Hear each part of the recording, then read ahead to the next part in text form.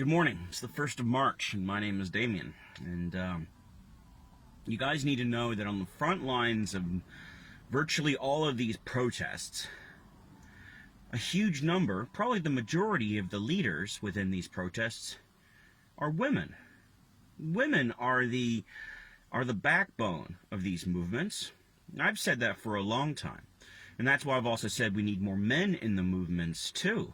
We need more men to show up, to back up their women, to back up the cradle of life, God damn it.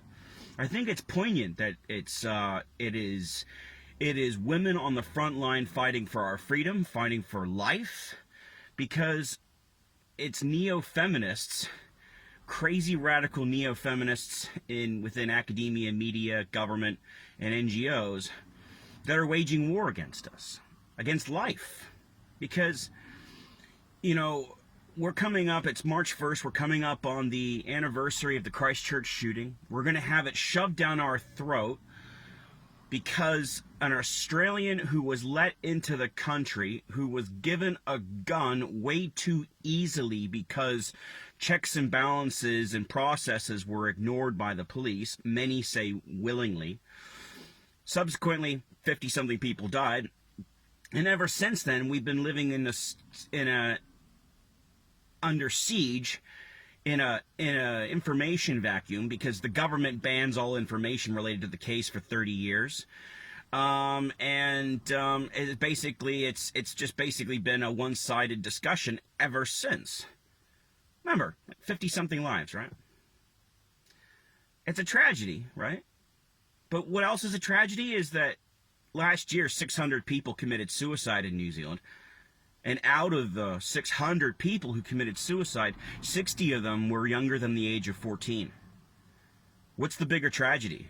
60 children ending their own lives because their lives are so fucking miserable because the government, the media, and everyone are pushing us into a perpetual state of fear through lies and misdirection?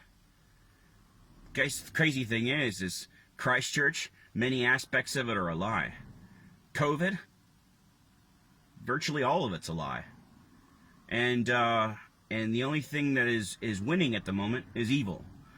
They're managing to do a really good job of ignoring the fact that so many people are killing themselves. But yet they'll remind us about white supremacy. Get fucked. The crazy part is they keep bringing up white supremacy as being part of these movements or part of the information war against the mainstream fake news media.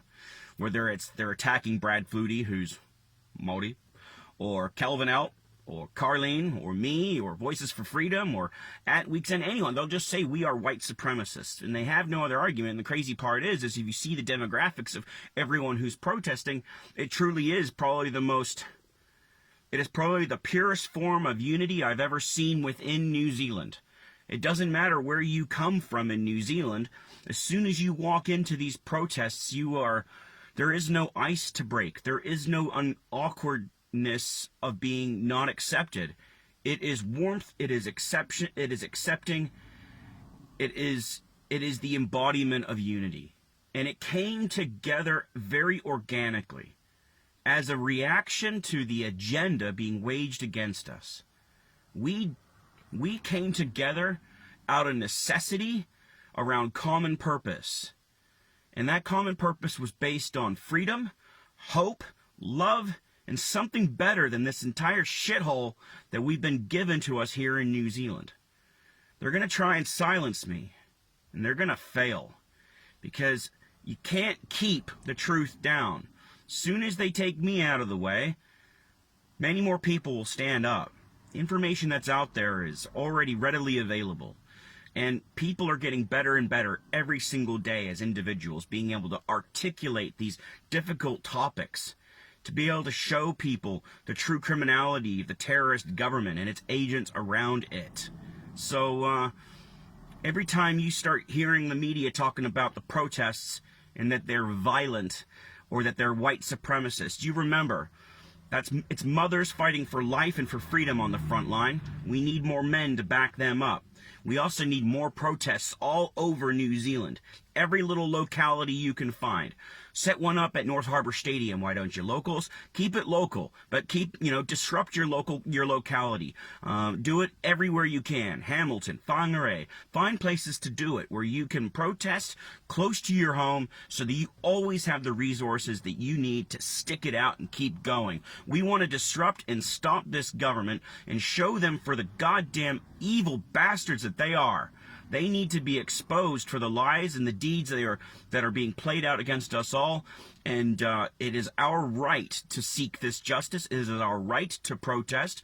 And we are doing so under our own steam and volition. We're not funded by anything other than our own desire for something better. So, please, share your news from independent people. I have a survey out right now.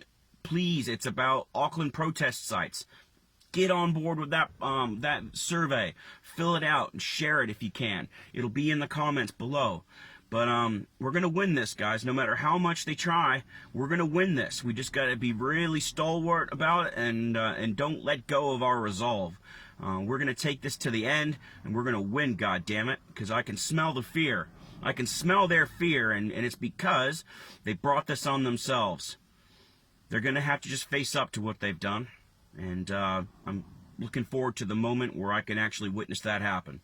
It's been many years in the making. I've taken a lot of shit over the years, a lot of abuse, and I think we're getting close to the point where that it's going to be truly publicly evident to everyone.